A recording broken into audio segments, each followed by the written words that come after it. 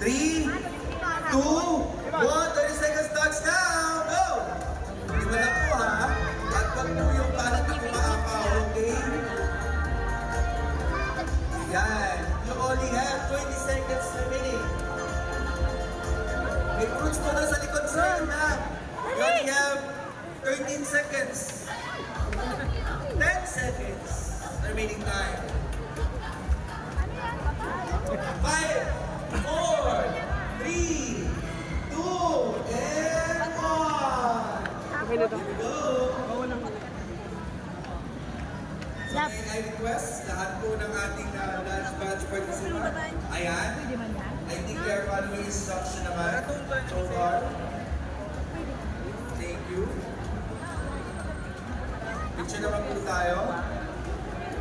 Ayan. Sir, naka-shades pa talaga naman. Pogi. Thank you, sir. And ma'am.